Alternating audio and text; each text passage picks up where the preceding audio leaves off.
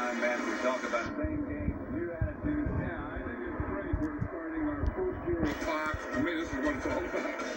If you're a pro football fan, this is where you want to be today. You get to the point where you just say, shut up and deal. We said the Rams dominate. The Rams, they have great wide receivers. Defense is what the Eagles are going to be all about today. These are names you're going to hear a long time on this Dallas side. Like a picking quarterback, kind of like this guy. Ball out. He is so big and so strong. There is a football player. Yes, sir.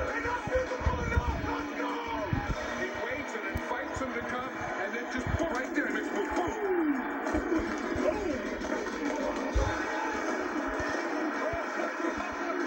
This is amazing. I'll tell you what, Tom Brady is These guys are going to be the old man like 20 years from now, these guys. You got steam coming out of your head. Now you're talking football. If you can't get up for this, you can't get up for anything. Just one bust out of that locker room and get it started with. Well, no coach in the modern era had a better winning percentage than Hall of Famer John Madden, who coached the Raiders for 10 years and never had a losing season. Today, his former team and the entire NFL community will celebrate the life of this American icon. Of course, Madden was also a Hall of Fame caliber businessman, with more than $7 billion in sales of the Madden video game. Odell Beckham Jr. had the honor of gracing the cover in 2016. As a legendary broadcaster, Madden called more than 500 games and 11 Super Bowls, including Tom Brady's first championship with the Patriots 20 years ago, which also happened to be Madden's final broadcast here on Fox. Well, thanks in large part to Madden's impact, the NFL is thriving nowadays. And so, too, is one of the league's most popular franchises, the Dallas Cowboys, who later today on Fox host the Arizona Cardinals. It'll be Dak against Kyler Murray in America's Game of the Week. We'll get you set for that and more on the Ford Fox NFL Sunday pregame show, powered up by Ford's lineup of electric vehicles, including the all-new, all-electric Ford F-150 Lightning. It's the only EV that's an F-150. So come on in and stay a while, folks. I'm Kurt Menefee. Thank you for sharing this first football Sunday of the new year with us. We've got a special show planned as we try to honor the late John Madden and recall some of the things that made the man so special. But let me be the first to say Happy New Year to those of you at home. And Terry and Michael here with us today. Happy New Year, Kurt. Happy New Year. Mike. Happy New Year, folks. CB. Yes. All right, Howie and Jimmy will join us a little bit later as we have a somber start to 2022. And really, it's been an emotion-filled week for the NFL, and particularly for those of us here at Fox. Many of us knew and worked with the legendary John Madden, who passed away suddenly on Tuesday at the age of 85. His death came just 3 days after he'd sat with his family to watch the groundbreaking documentary we debuted here on Fox on Christmas Day. That film ended with members of his family and the NFL community sending John a personal message. So in what proved to be something of a eulogy, the big man had no doubt in knowing he meant so much to so many. These are just a few of those tributes. So I know I'm talking to my dad, but I don't want to say anything now that I don't convey every day. And, I love my dad. I've been proud. I've been known as John Madden's son my whole life. And that's been a pretty cool thing. I'm just proud. I mean, everything that he's done and the way that he does it. He coached with a passion and love for the game that's admirable.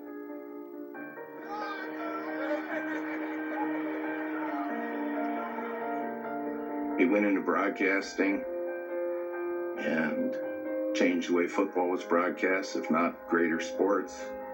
Even when he was selling light beer from Miller, breaking through the paper. This game is over yet. I caught that ball. He changed the way America celebrates Thanksgiving, for crying out loud. Turducken is now a household word. And these things sometimes come to me from the outside, but because I've been so close to it.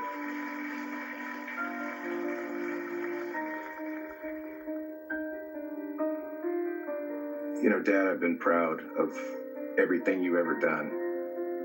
And all of your careers have been Hall of Fame careers. And even in your role as father, you're a Hall of Fame guy.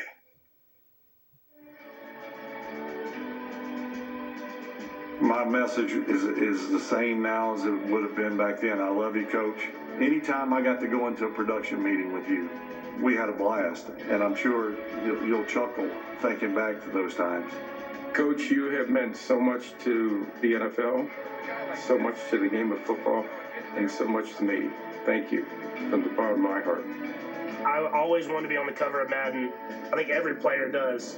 Thanks for creating a love for football for me, because it's what you dream about when you're a little kid. John, love you. I love everything that you've done for the game of football. Thank you for all the help that you personally have done to me. And I'm saving this spot here for the greatest of them all, number 56, Lawrence Taylor. John Madden made me a better player. Simple as that. Case closed. That's it. Wow. That was something. When I hear that stuff, it makes me realize that what I didn't realize probably.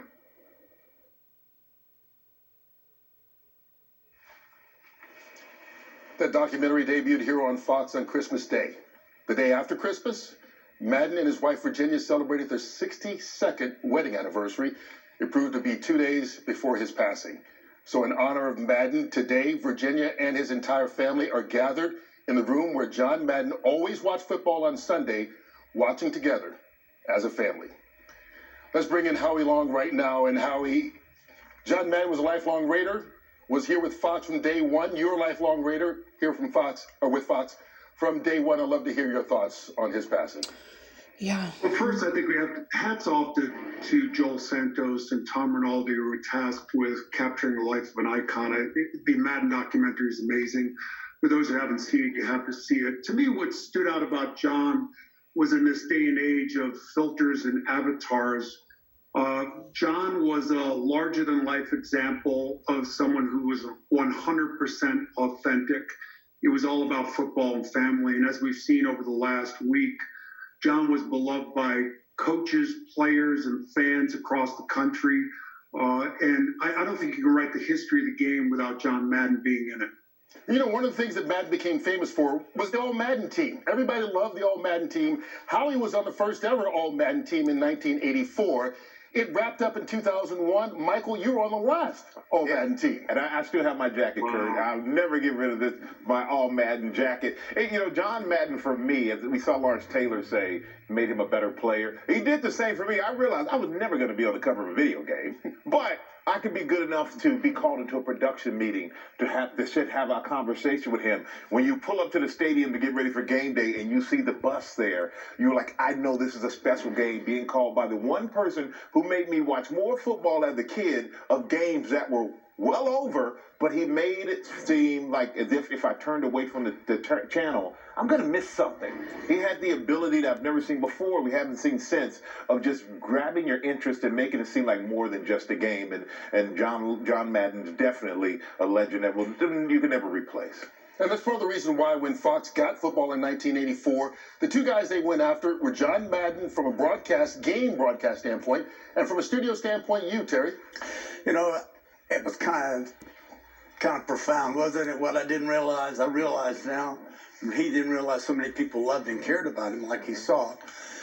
When he came over to Fox, he gave Fox an automatic respectability, an identity they sorely needed, and he was by far the best there is as far as calling football games. I was brought over, quite honestly, folks, let's not kid ourselves, it was entertainment factor. That's what David Hill wanted. He wanted a pregame show with entertainment, and he certainly wanted the great John Madden doing the games. He is the only person that's ever done television as a broadcaster that people will find out he's doing a game and they'll say, I've got to turn on that game to listen to John Madden.